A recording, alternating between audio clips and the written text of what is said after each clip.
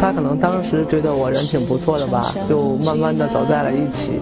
毕业了以后呢，我就是让他找一份稳当的工作，但是他换了一份又一份的工作，他总说这个老板不好，那个公司不好。这些工作呢都没有适合我的，可能对他来说呢，就是觉得我不求上进，不思进取。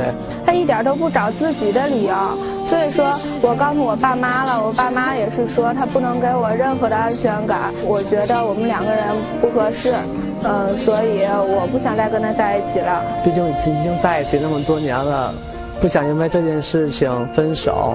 以后一定能找到一个稳定的工作，给他一个更好的生活。我希望他能再给我一点时间。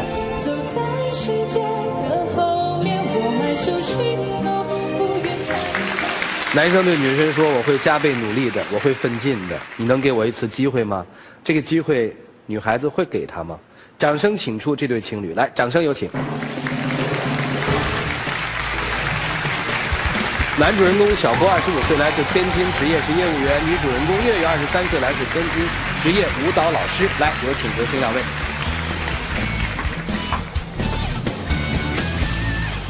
欢迎两位哈！大家在看你们小片的时候提了一个问题：一段情感由欺骗而开始，会长久吗？我想，小波你应该很清楚我在指什么吧？是你们的情感一开始的时候你就骗了姑娘吗？算是吧，但我觉得这种欺骗呢，应该算是一种善意的欺骗。哦，欺骗还有善意的哈。刚开始跟他认识的时候吧，就是我当时挺希望能跟他走在一起。可能出于我当时也是一个售货员吧，工作也不是特别好。然后呢，那你也没有必要骗我呀。那我不是为了希望能跟你在一起吗？他是一个售货员是吧？对。怎么认识的？买东西的时候认识的。对，那前我还上大学，我跟同学去逛商店，然后我就碰到他了。那段时间我就觉得他挺活泼的，也挺开朗的。熟悉了以后，我俩就互相留了电话。其实那段时间他带我出来玩嘛，都挺好的。但是我没想到他一直骗了我好长好长时间。他怎么骗你的？他那段时间，他跟我说他是大学生，他勤工俭学，其实一点都不是。然后他不但骗我，他还拿了一张假的学生证去欺骗我。那时候不是出于一些自卑嘛，因为你学习成绩也挺好的。你自卑什么呀？那你就是不能告诉我实话是吗？那这个应该很了解，到学校里去查不就知道了吗？是啊，我说了，我说了很多次了。我说那个你带我去学校吧，然后我也想看看你们学校。然后他就是好多次，他都找借口，什么开会啊，什么他不在学校，反正他就找各种借口不让我去他们学校。那你什么时候发现这有问题了呢？是后来他跟我说他毕业了，毕业以后呢，他依然是玩呀玩，他实在是就是欺骗不了我了，然后他才告诉我，其实我不是一个大学生。骗了好几年了，所以现在我不想再跟他在一块儿了。我骗你不是为了想跟你在一起。那你骗我怎么不说呢？一开始后来我不也是告诉你了吗？你告诉我什么了？你说说你换了多少次工作了？你半年之内你换了多少次工作了？3份儿。你说哪有一个人半年之内换了3份工作了？可是我觉得那些工作都不太适合我。怎么不适合你了？比如说我之前做的那个快递的一个工作吧。辛苦一点倒没有关系，但是有的时候到顾客那边的话，迟了几分钟吧，顾客就对我指手画脚的。那就不能忍一下是吗？一个男人为什么连这点苦都吃不了呢？你这个快递干了多久？大概干了1个月吧。第2份工作干了多久？什么活儿？会议记录的一个工作，可能是我也头一次接触这样式工作吧，可能是做的也不是特别熟练。他开会的时候吧，可能老板说话的语速有点快，可能我是没有跟上，中间有落下很多重要的信息。然后呢，我把材料递给老板的时候吧，老板就当着很多员工的面，就把我准备好的材料直接砸在我的脸上。我觉得是个男有点自尊的。这个你干了多久啊？这个干了也是1个月左右。第3份工作是什么呀？他招的是一个就是金融顾问的一个客服嘛，打电话就是那种像拉客户的那种。当我到那儿开始工作的时候吧，每天就守在一个电话的旁边。当我给客户打电话的时候吧，人家都开始骂我说我是个骗子。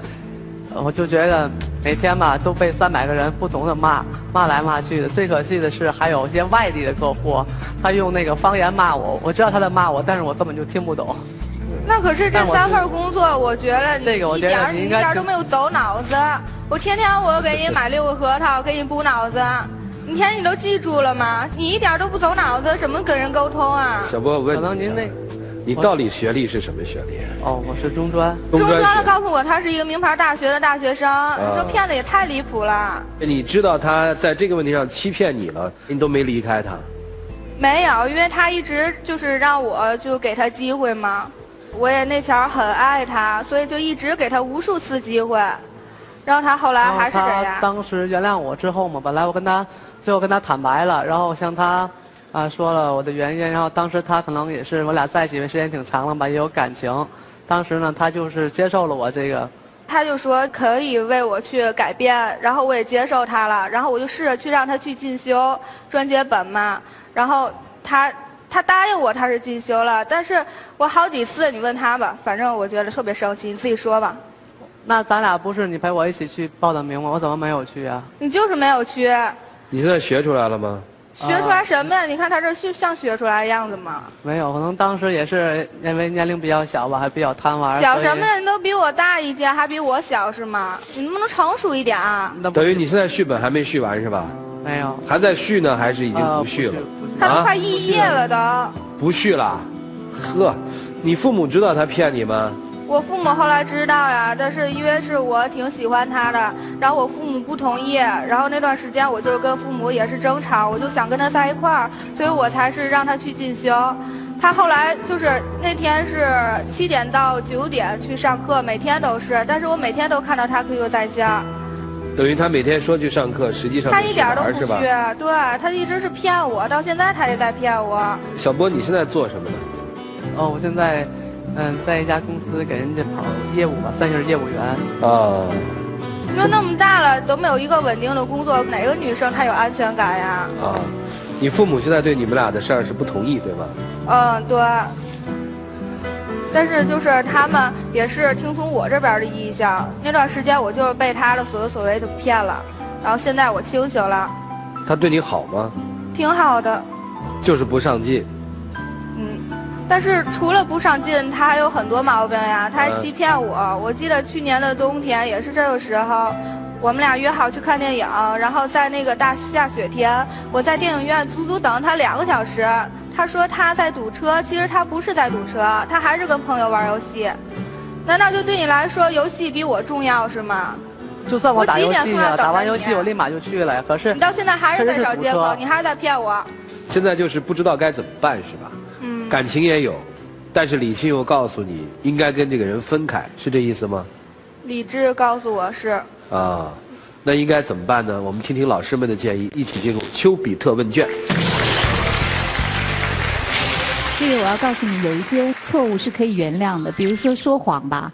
细数自己，包括现场那么多叔叔阿姨，我们想想成长过程里，我相信每个人都撒过谎，大大小小的谎言一定有说过，但是贵在说他告诉你，他承认了这是错误的，而且这个谎言的背后你也知道他的用心，我觉得那是可以原谅的。可是他一直骗我了好多年，而且我那时候我试着我原谅他，真的我自己都数不清多少次了。他答应我会为我肯定是改变所有的东西，但是到头来他还是在原地踏步。你要知道有一句话叫做女人教会男生如何成长，男生的长大是靠女人的。所以小波，我觉得你撒过谎之后要学会做一个功课，就是我撒谎这件事是多么艰辛，因为你要用1000个谎言去圆回这个谎，所以也告诉你将来你再也不会撒谎了，对不对？对，没错。所以这就是你们在一起成长。可是但是小波，我觉得有一点啊，是我不能够接受的。你刚刚说换了3次工作，我问了你，这3次工作是你自己辞的，还是老板把你辞退的？我自己辞的。都是自己辞的。你看，你刚刚说你当快递的时候，月月都说没关系，你做快递可以，但是我需要你坚持。我觉得这一点是月月现在心里不安的。你每一件事情的持续的程度很短。要是我是你的话，我先做快递嘛，让月月觉得我在坚持做一个工作，等到我找到更好的工作，我再去，而不是说啊好累啊，不行了，那我辞掉，我再找，这样会让女孩子没有安全感。他心里想的问题，他一直都在说对方了不是，他一直都不想象自己的能力是有限的。月月，你应该听听这个杨洋老师最核心说的是什么。我们先听听意见吧。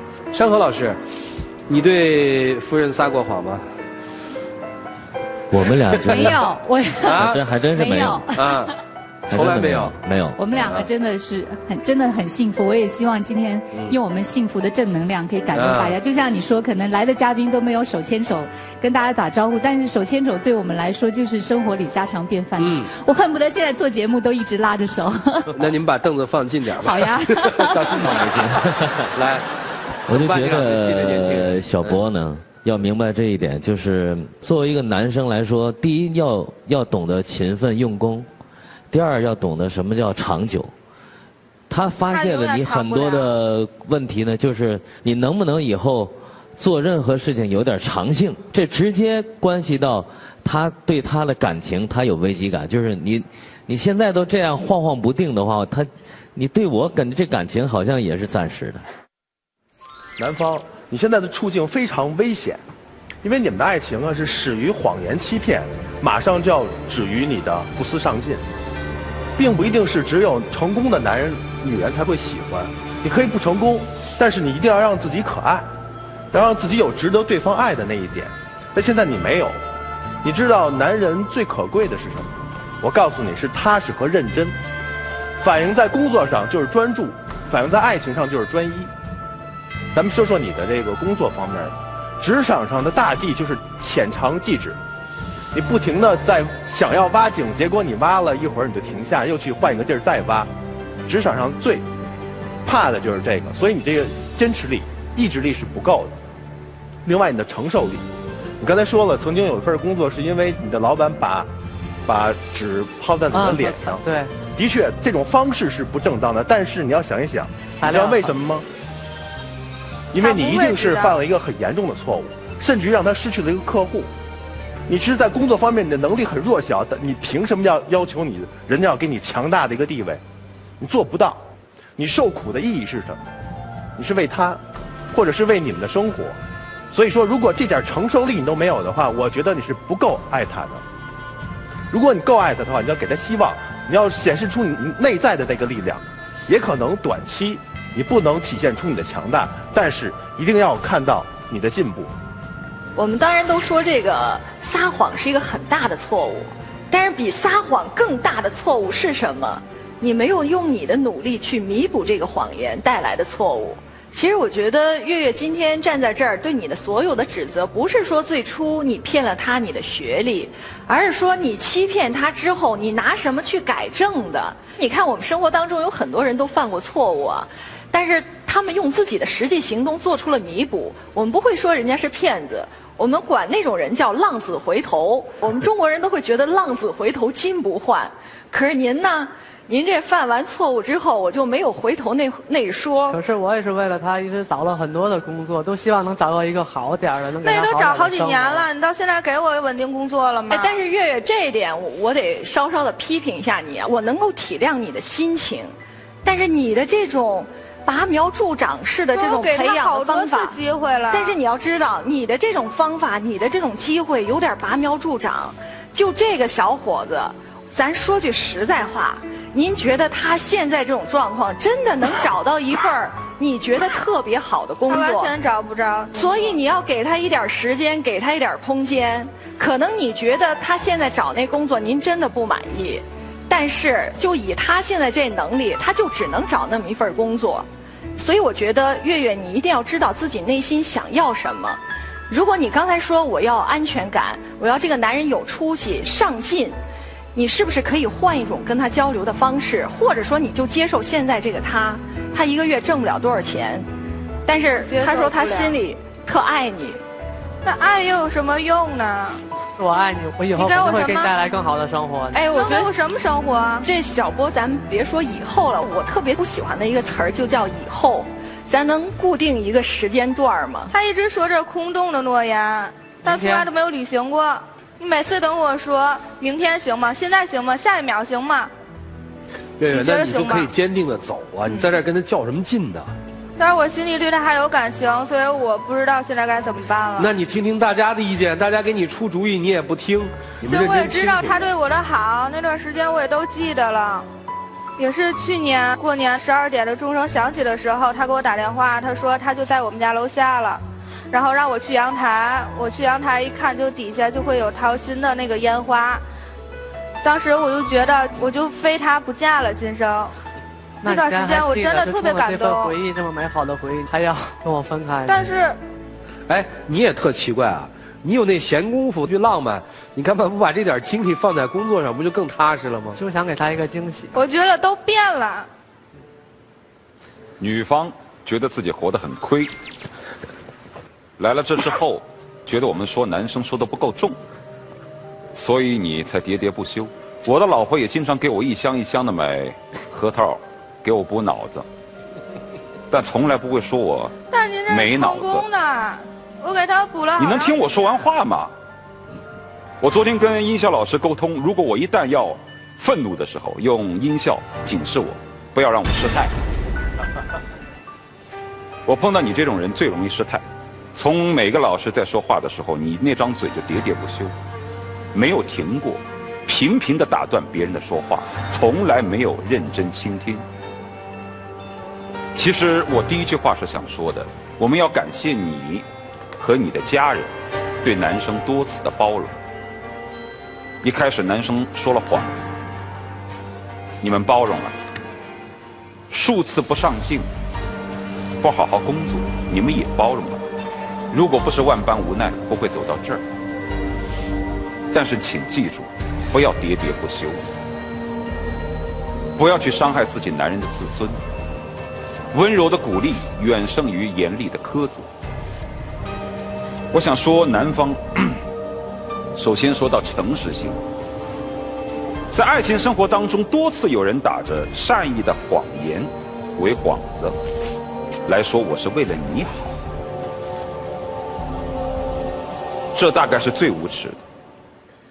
是不是善意的谎言，要看被欺骗者是否能够从中获利，得到好处。